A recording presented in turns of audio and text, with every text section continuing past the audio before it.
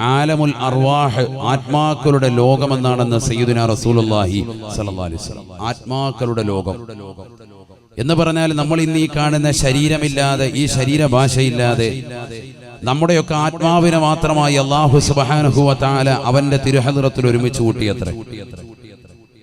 ഈ ലോകത്തേക്ക് ഉമ്മയുടെ ഗർഭാശയത്തിലൂടെ കടന്നു വരുന്നതിന് മുമ്പ്, അതിനൊക്കെ മുമ്പ് നമ്മുടെയൊക്കെ ആത്മാവിനെ മാത്രമായി അല്ലാഹു സുബ്ഹാനഹു വ തആല റൂഹുകളെ മാത്രമായി അവന്റെ തിരുസവിധത്തിൽ ഒരുമിച്ച് കൂട്ടി.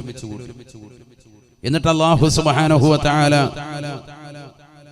നമ്മളോടായി ചില കരാറുകൾ ചെയ്തു എന്ന് വിശുദ്ധമായ ഖുർആൻ ആ സംഭവം പറയുന്നുണ്ട്.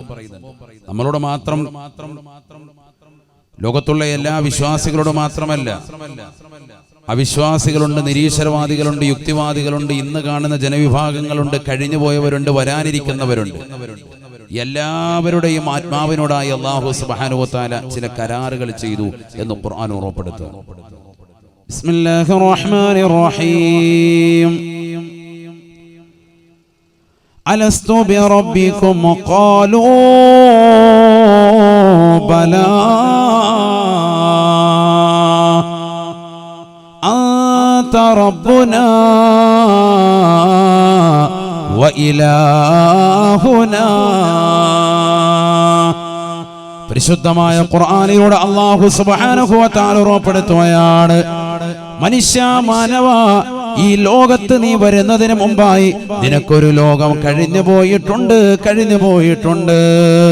അല്ലാഹുവിന്റെ റസൂൽ സ്വഹാബത്തിനോട് ഉറപ്പെടുത്തുകയാണ്, ഇന്നീ കാണുന്ന ലോകമല്ലാതെ ഇതിനു മുമ്പൊരു ജീവിതം കഴിഞ്ഞു പോയിട്ടുണ്ട്. മനുഷ്യരുടെ ആത്മാക്കളെ മാത്രമായിട്ടുള്ള ലോകമാണ്.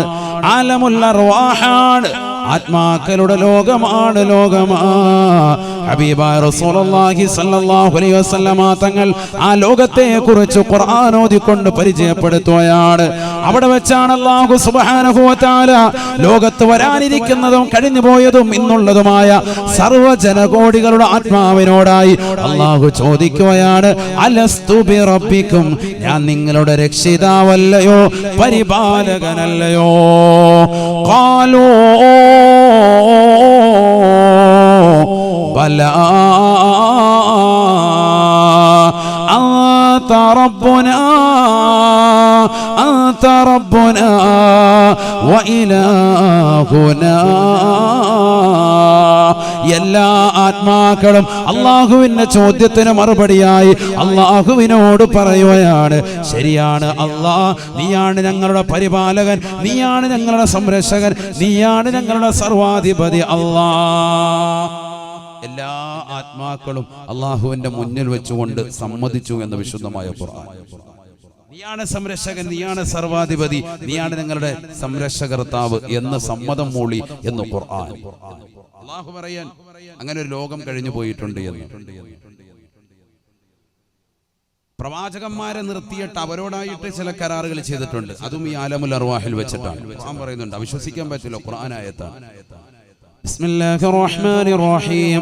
وإذا أخذ الله ميثاق النبيين لما آتيتكم من كتاب وحكمة ثم جاءكم رسول مصدق لما معكم لتؤمنن به ولتنصرنه قال أأقررتم وأخذتم على ذلكم إصري قالوا أقررنا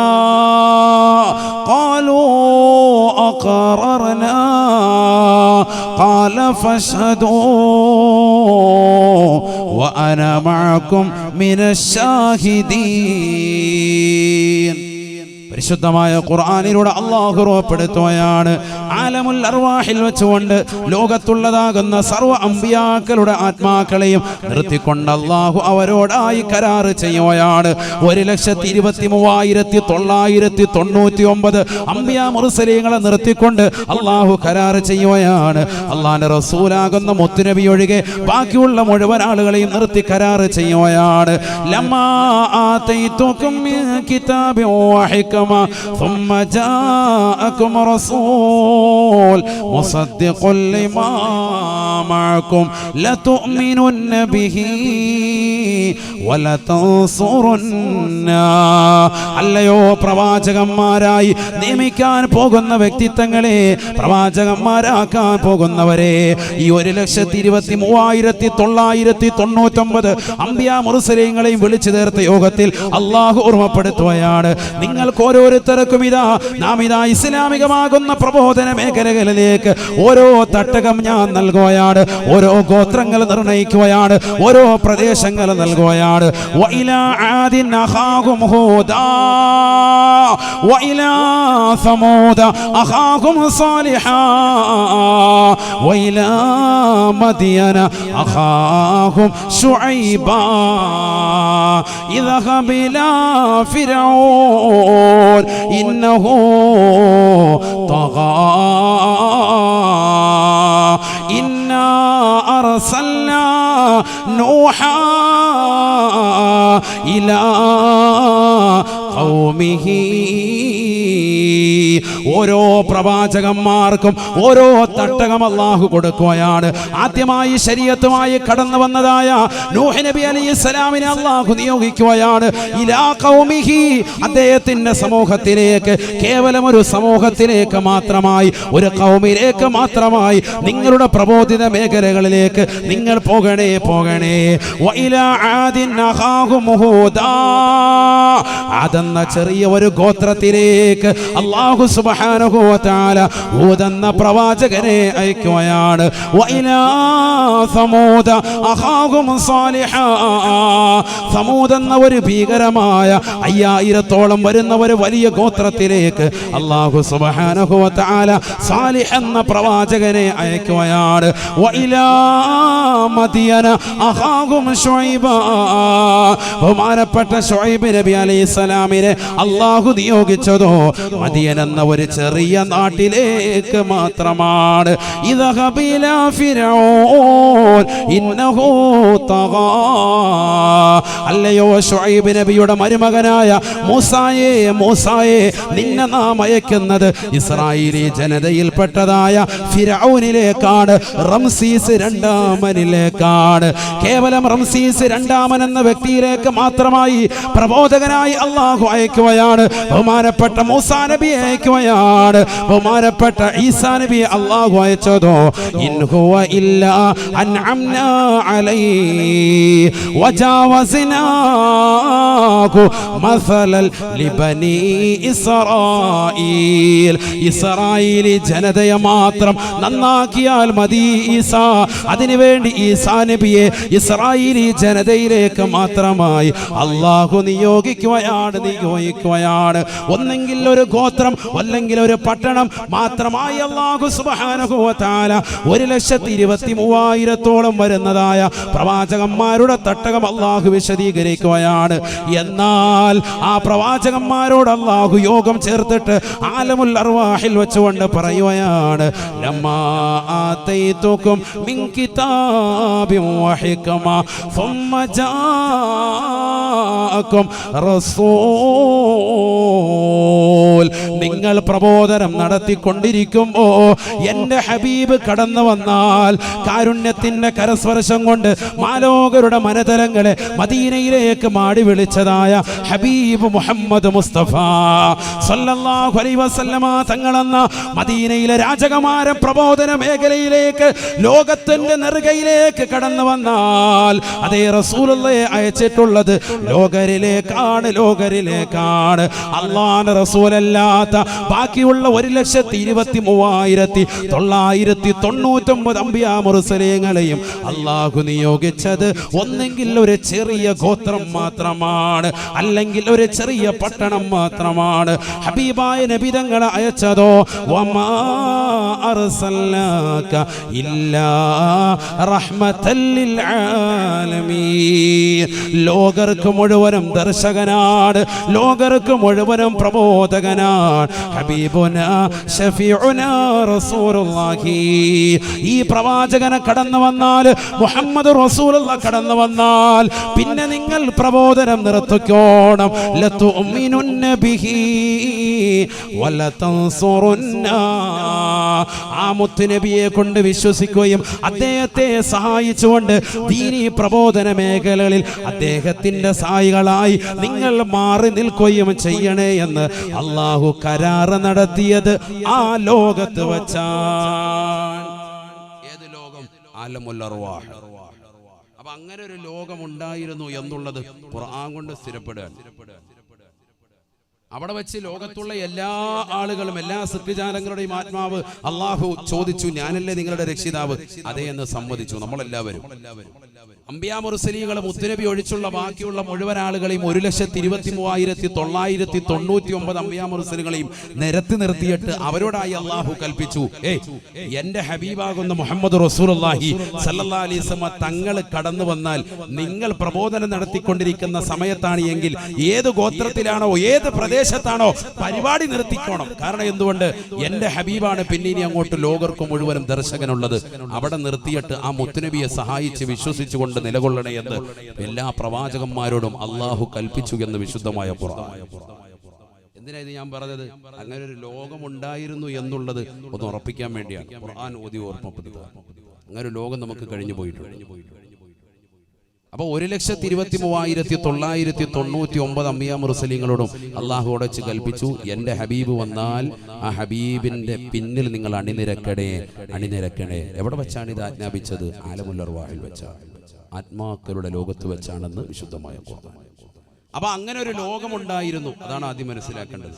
നമ്മളൊക്കെ ചിലപ്പോൾ പറയാറുണ്ട്, എന്റെ മുൻകാല ജീവിതം പോലെ. അത് ശരിയാണ്, ഒരു ജീവിതം നമുക്ക് മുമ്പ് കഴിഞ്ഞു പോയിട്ടുണ്ട് എന്ന് ഖുർആൻ ഉറപ്പിക്കുകയാണ്. ഖുർആൻ അത് രൂഢമൂലക്കാണ്, മനസ്സിൽ ഉറപ്പിച്ചോ. ശരിയാണ് പറഞ്ഞത്. റസൂലുള്ളാഹി ഹദീസിൽ പറഞ്ഞിട്ടുണ്ട്, ഹദീസുണ്ട് എത്രയോ ഡസൻ കണക്കിന് ഹദീസ്. നമുക്ക് സമയമില്ല, ഘട്ടങ്ങൾ 5 പറഞ്ഞിട്ട് കുറച്ച് കാര്യങ്ങൾ പറയണം. അതിനാണ് قال رسول الله صلى الله عليه وسلم الأرواح جنود مجندة فما تعارف منها يأتلفا وما تناكر منها يختلفا. നബിയുനാ റസൂലുള്ളാഹി സ്വല്ലല്ലാഹു അലൈഹി വസല്ലം തങ്ങൾ പറയുകയാണ്, ആത്മാക്കൾ വ്യത്യസ്തമാണ്, രൂപമാണ്, ഭാവമാണ്, വിഭിന്നമാണ് സ്വഭാവ. ഫമാ തആറഫ മിൻഹാ യഅ്തലഫാ. ആത്മാക്കളുടെ ലോകമാകുന്ന ഒന്നാം ഘട്ട ജീവിതത്തിൽ പരസ്പരം കണ്ടുമുട്ടിയവർ അവിടെ വെച്ചുകൊണ്ട് സംവദിച്ചതായ ആത്മാക്കൾ രണ്ടാം ഘട്ട ജീവിതമാകുന്ന ഈ ദുനിയാവിൽ വെച്ചുകൊണ്ട് കണ്ടുമുട്ടുകയും സംവദിക്കുകയും ചെയ്യുമെന്ന് ഹബീബായ റസൂലുള്ളാഹി. വമാ തനാകറ മിൻഹാ യഖ്തലഫാ. ഒന്നാം ഘട്ട ജീവിതത്തിൽ വെച്ചുകൊണ്ട് പരസ്പരം കണ്ടുമുട്ടാത്ത ആത്മാക്കളുണ്ടോ ഈ ദുനിയാവിൽ കണ്ടുമുട്ടുകയോ സംവദിക്കുകയോ ചെയ്യുകയില്ല എന്നും ഹബീബുനാ ഷഫീഉനാ റസൂലുള്ളാഹി. അപ്പൊ അവിടെ വെച്ച് കണ്ടുമുട്ടിയവരെ ഈ ദുനിയാവിൽ വെച്ച് കണ്ടുമുട്ടും. അവിടെ വെച്ച് കണ്ടുമുട്ടാത്തവർ ആലമുൽ അർവാഹിൽ, ആത്മാക്കളുടെ ലോകമാകുന്ന ആ ലോകത്ത് വെച്ച് കണ്ടുമുട്ടാത്തവർ ഈ ദുനിയാവിൽ വെച്ച് ഒരിക്കലും കണ്ടുമുട്ടൂല എന്ന് ഹബീബ് റസൂലുള്ളാഹി. എന്തിനാണ് നബി തങ്ങൾ ഇത് പറയുന്നത്? അങ്ങനെ ഒരു ലോകമുണ്ടെന്ന് ഉറപ്പിക്കാനാണ്. അല്ലെ തന്നെ ഖുർആനും ഹദീസും ഒരു വിഷയം പറഞ്ഞാൽ പിന്നെ നമ്മൾ അതിൽ സംശയിക്കാൻ പാടില്ല. അള്ളാഹും റസൂലും ഒരു തീരുമാനം പറഞ്ഞാൽ പിന്നെ അത് മനസ്സിൽ ഉറപ്പിക്കണം, ആശങ്ക വെക്കാൻ പാടില്ല. ഓ അങ്ങനെയൊക്കെ ഉണ്ടോ, എനിക്ക് ഇങ്ങനെ ഒരു ലോകം ഉണ്ടായിരുന്നു, എൻ്റെ ആത്മാവ് ഇങ്ങനെ ഉണ്ടായിരുന്നു. 1000 കൊല്ലക്കണക്കിന് വർഷം അവിടെ ജീവിച്ചിട്ടുണ്ട് എന്ന് നബിയുനാ റസൂലുള്ളാഹി. നമ്മുടെയൊക്കെ ആത്മാക്കൾ എത്ര കൊല്ലം അവിടെ ജീവിച്ചു? 1000 കൊല്ലക്കണക്കിന് വർഷം ജീവിച്ചു എന്ന് ഹബീബ് റസൂലുള്ളാഹി. ആലമുൽ അർവാഹിൽ, ആത്മാക്കളുടെ ലോകത്ത്. ഇതൊക്കെ വിശ്വസിക്കാൻ പറ്റുമോ? വിശ്വസിക്കണം. അപ്പോഴല്ലേ മുത്തഖി, അപ്പോഴല്ലേ മുഅ്മിൻ. സൂറത്തുൽ ബഖറ. ബിസ്മില്ലാഹിർ റഹ്മാനിർ റഹീം. അലിഫ് ലാം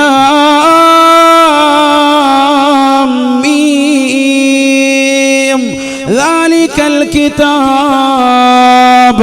لا ريب فيه هدى للمتقين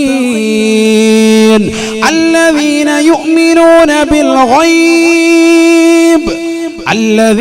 يؤمنون بالغيب ويقيمون الصلاة ومما رزقناهم ينفقون الذين يؤمنون بالغيب അദൃശ്യ ലോകത്തെ കൊണ്ട് വിശ്വസിക്കുന്നവൻ അവനാണ് മുത്തഖി, അവനാണ് യഥാർത്ഥ മുഅ്മിൻ. അങ്ങനെ ഒരു ലോകമുണ്ടെന്ന് വിശ്വസിച്ചേ പറ്റൂ. അല്ലാഹു തൗഫീഖ് നൽകട്ടെ. ഉറപ്പിച്ചില്ല, ഒന്നാം ഘട്ട ജീവിതം ഉണ്ടെന്നുള്ളത് ഉറപ്പിച്ചോ? ഖുർആനും ഹദീസും പറഞ്ഞതാ. അതിനെ സംശയം വെക്കണ്ട. ഇനി അങ്ങനെ ഉണ്ടോ എന്ന് ആയത്തും ഹദീസും നീ നടക്കണ്ട. ഇതിലാരും അവിശ്വസിക്കൂല. എല്ലാ ബിദ്അത്തുകാരും എല്ലാം ഈ വിഷയത്തിൽ ഐക്യമാണ്. അല്ലാഹു നമ്മളെ ഐക്യപ്പെടുത്തുമാറാവട്ടെ.